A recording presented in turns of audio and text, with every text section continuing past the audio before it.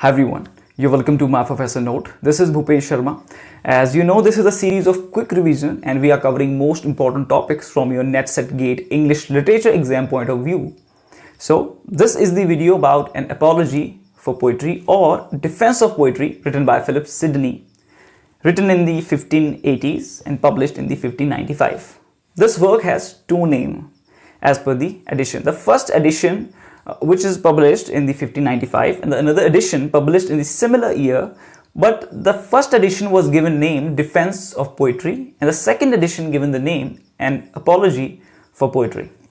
The problem is when we try to cover or revise or study the one particular writer and the very important works related to them, we don't find them in one book, or we can refer just one single resource from where we can read them. We have to refer 4 to 5 books. You have to study them if you want to cover that particular topic in a detailed manner. Like you have to take down notes from 7 to 8 different websites, because there are a lot of information about a work which are not mentioned over there. Just in many works, you will find this thing, that Stephen Gosson attacked Philip Sidney and then he replied with his An Apology for Poetry. But you don't know the similar work has the name The Defense of Poetry. And what are those charges which he leveled against the poetry by the Stephen Gosson? You have no idea. So all the information is not given at a one place. And then another thing, that from where did Philip Sidney draw all this knowledge regarding criticism? Because till then time in England there was no critical work published, neither there was any critique. There were critiques, but he didn't have much sources to refer. So he has to go back to the Greek and the Italian critiques. But you will not get all this information at a one place. So you have to refer to your many books, to the many internet resources. And this is what I did. Writing all the important lines, all the important details about the particular work and writer. After that, you type them. Because writing is not understandable for all the aspirants who are getting these notes. Right? And finally, your notes get prepared. And this is how I prepared my notes, and I was able to score well 99.32 percentile in my NET examination. And these are the notes which I have prepared after going through this very laborious process. Now I am providing them to you. And if you want to get access to them, you can let me know. I have given my contact number below in the description. So you can contact me there and I'll be more than happy to share all the details with you. Now let's talk about this work in a much more detail. And first know about the Philip Sidney. He was born in 1554 and died in the 1586 in the Yorktown battle. He was mortally wounded and he was bleeding. One of his companions brought him a bottle of water. This is the story around his death or this battle while he was dying. So one of his companions brought him a bottle of water, but he passed that bottle to his enemy and said, "Thy need is more than mine."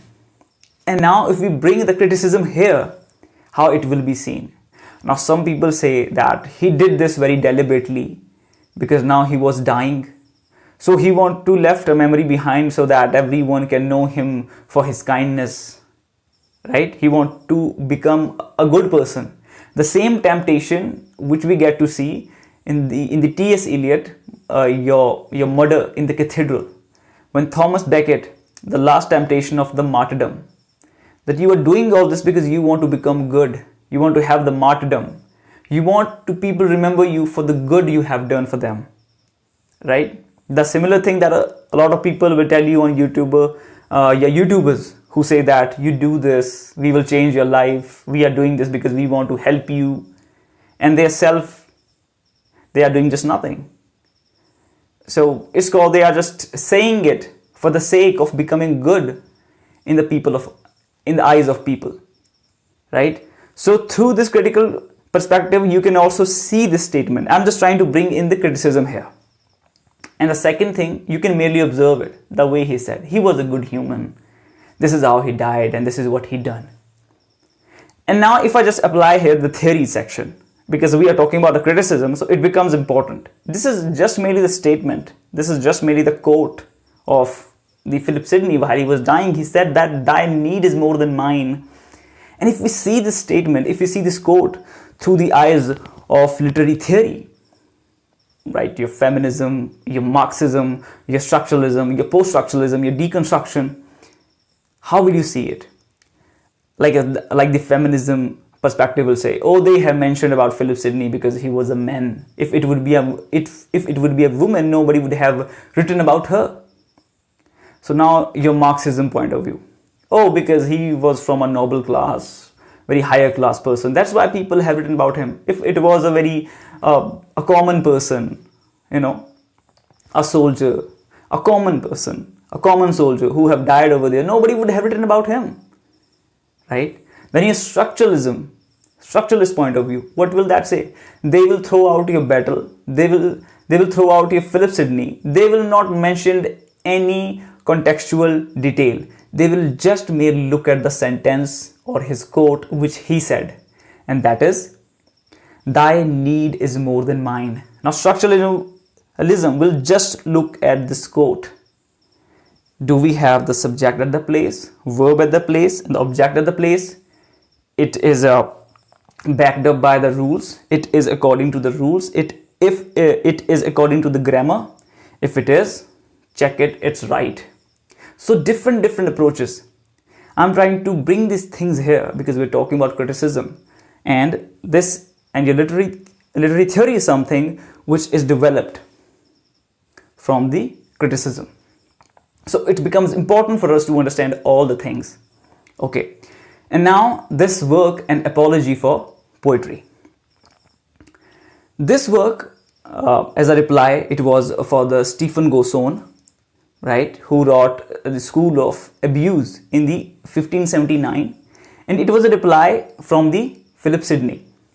And the tone in which Philip Sidney has written this, it was a very gentleman tone, right? It was not the way Alexander Pope replied to his contemporary.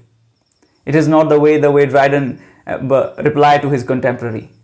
In a very gentleman way, you know, very calmly. He said things whatever he wanted to say in a much more respectful manner, right? There are four charges which are charged against the poetry or labeled against the poetry by the Stephen Gosson. The very first charge, he said that there are many other useful things to spend their time on than the poetry, right? That there are a lot of other things which are useful than the poetry. So why don't you spend your time there? Second thing he said, that poetry is a mother of lies. Third thing he said, that poetry is a nurse of abuse. The fourth charge that Stephen Gosson mentioned in his School of Abuse is that Plato rightly said, Plato rightly banished the poets from his commonwealth. These are the four charges which he labeled against the poetry. And how Philip Sidney replied to them. As we know, during this time there was no work done in the field of criticism in the Elizabethan period. Neither there was any growth in the field of poetry, because your fairy queen, which removed this drought of a good work of literature, it came in 1590, right? Before that, there was not a work that he can refer to. So all the knowledge which he draws that from the ancient Greek and Italian critiques. So there this knowledge was coming. And this work, An Apology for Poetry, is a thesis on poetry. And his chief guide was Aristotle for this, because he draw a lot of things from there.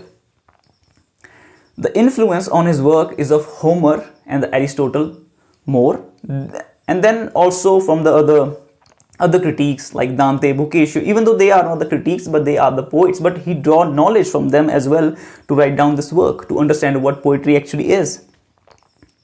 And then he replied to Stephen Goson's all the charges that he leveled against the poetry. About very first thing he said that the poetry is the only thing which does both teach and move to virtue. And there is no other thing which can do both of these tasks at the same time. But another charge which was leveled against poetry, which is that poetry is the mother of lies. He said that the poet never talks about the facts.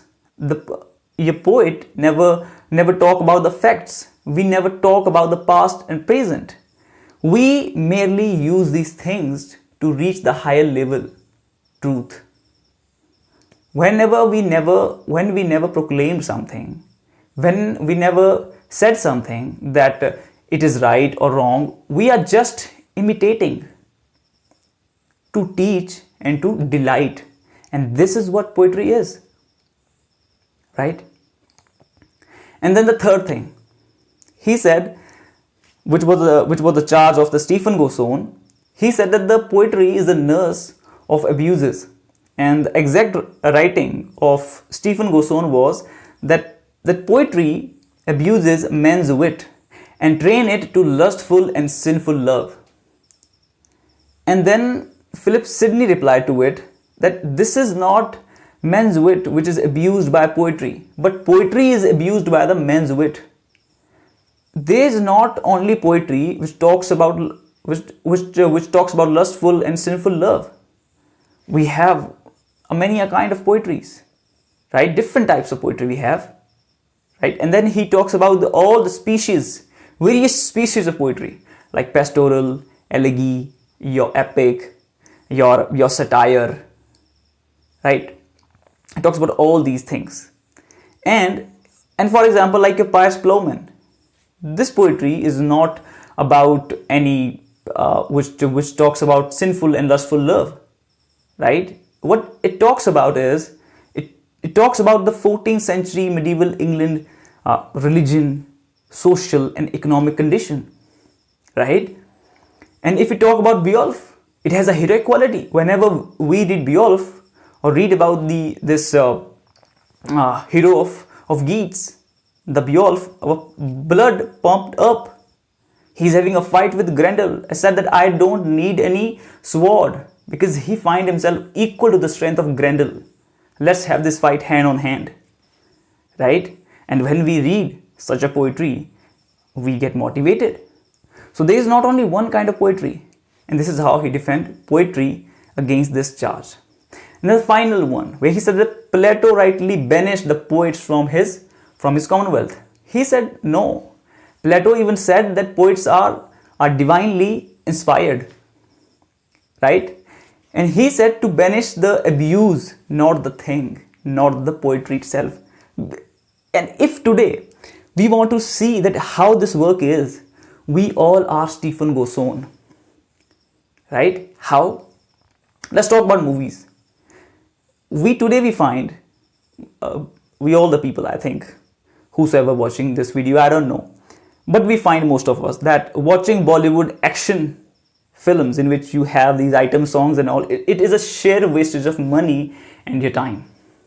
So we refer to the dramatic movies, drama movies. But it doesn't mean that we say that the movie is not good. This is a wastage of time. We also have other kinds of movies, right? We just not merely have action and drama and item song number movies. We also have other drama movies, right? For example, there are a lot of movies which I have watched, and they left a huge impact on me. And these movies which I have watched, they influenced me never to watch any movie in my life. They forced me to observe life the way it is. And I think this is something art does to you. This is something poetry does to you. So Stephen Goson was looking only at the negative part of it. And at the very beginning, we didn't have that much poetry during that period. They were writing epics, they were writing elegies, they were writing your pastorals, and all these things have talks about admiration, or like your elegy talks about It talks about the weakness of humankind and its wretchedness, right? So they mention all these things, and that is the reason Stephen Gosson write this thing down, because there was a poetry like that.